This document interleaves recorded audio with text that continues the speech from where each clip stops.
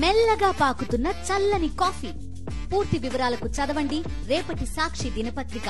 ఒక్కసారి కామెంట్ అయితే సినిమా చేసినట్లే అంటున్నాడు నాని.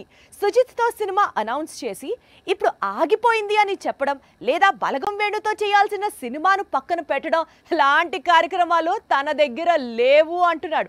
ఈ రెండు ప్రాజెక్టులపై వస్తున్న రూమర్స్ అన్నిటికీ చెక్ పెట్టేశాడు నేచురల్ స్టార్. సరిపోదా శనివారం ప్రమోషన్స్ లో చాలా బిజీగా ఉన్నాడు నాని.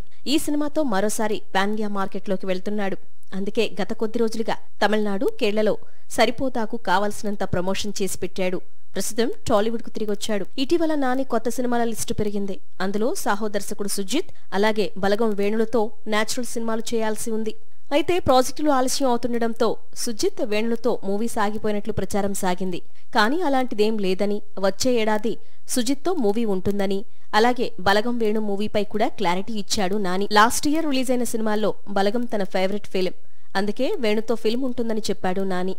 అయితే ఇప్పటికిప్పుడు ఈ సినిమా ఉండదని, ఫ్యూచర్లో ఉంటుందని సరిపోదా శనివారం ప్రమోషన్స్ లో కన్ఫర్మ్ చేశాడు నాని. సరిపోదా శనివారం తర్వాత హిట్ 3 చేసేందుకు నాని ఆసక్తిగా ఉన్నాడు. వచ్చేడాది దసరా డైరెక్టర్ శ్రీకాంత్ ఓదెలతో, అలాగే సుజిత్ తో మూవీస్ ను పట్టాలెక్కిస్తాడు. ఈ రెండు చిత్రాలు విడుదలైన తర్వాతే బలగం వేణుతో నాని ఎల్లమ్మ అనే చిత్రం చేసే అవకాశాలు ఉన్నాయి.